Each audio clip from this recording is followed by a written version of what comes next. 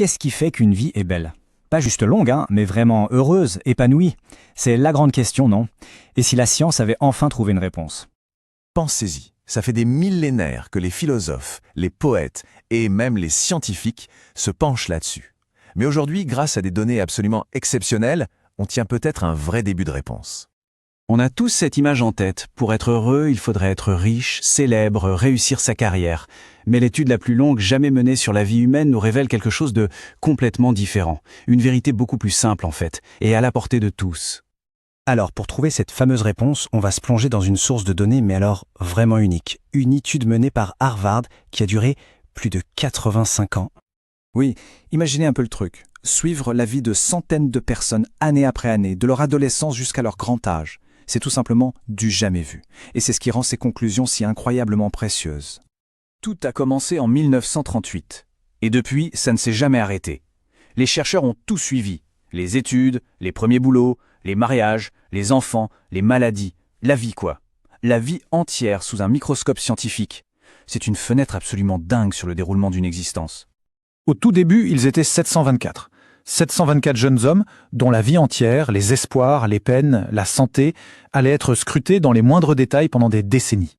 Et là, c'est un point super important. Pour que les résultats soient solides, ils ont choisi deux groupes qui n'avaient rien à voir. D'un côté, des étudiants de la très chic université d'Harvard, et de l'autre, des jeunes des quartiers les plus pauvres de Boston. Grâce à ça, on sait que les conclusions sont bien plus universelles. Et l'histoire ne s'arrête pas là, l'étude est devenue une affaire de famille. Aujourd'hui, elle suit plus de 1300 enfants des participants d'origine. C'est fou, non? Ça permet de voir comment le bien-être ou les difficultés se transmettent d'une génération à l'autre. Bon, alors, après plus de 80 ans de recherche, des milliers et des milliers de pages de données, quelle est la grande révélation, le résultat le plus important? Le voilà. Le message le plus clair qui ressort de toutes ces données est d'une simplicité déconcertante. Ce n'est pas l'argent, ce n'est pas la gloire, ce n'est même pas le fait de travailler comme un dingue. Non. Le secret d'une belle vie, ce sont les bonnes relations. Et ce qui est incroyable, c'est que ça marche pour tout le monde, peu importe d'où on vient. Notre intelligence, notre bagage génétique, la qualité de nos liens sociaux priment sur tout le reste. Alors là, attention, un fait absolument bluffant. Pour prédire si une personne serait en bonne santé à 80 ans, le meilleur indicateur n'était pas son taux de cholestérol à 50 ans, mais la satisfaction qu'elle ressentait dans ses relations. C'est énorme. Ça veut dire que nos amitiés et nos amours sont un meilleur indicateur de notre santé future que nos propres analyses de sang. Bon, évidemment, les relations ne font pas tout. L'étude a aussi mis en lumière d'autres facteurs clés, et elle pointe aussi du doigt certains pièges de notre vie moderne. Alors qu'est-ce qu'on apprend d'autre? Il y a des choses assez logiques. Éviter de fumer, c'est crucial. Et l'abus d'alcool peut détruire un couple, pas de surprise. Mais il y a aussi des choses plus subtiles. Par exemple, des liens solides protègent notre cerveau du vieillissement. Et un point essentiel, il ne s'agit pas d'avoir des relations parfaites. Ce qui compte, c'est de savoir qu'on peut vraiment compter sur l'autre en cas de coup dur. La fiabilité, voilà la clé. Ok, donc les relations, c'est le plus important. Mais alors, pourquoi est-ce si compliqué de les cultiver aujourd'hui? Eh bien, les chiffres parlent d'eux-mêmes et ils font un peu peur. On peut passer près de 11 heures par jour devant des écrans. Et le temps passé avec des amis? Quelques heures par mois. Le décalage est juste abyssal. La conclusion, elle est assez directe. Notre vie moderne est une machine à distraction qui nous isole.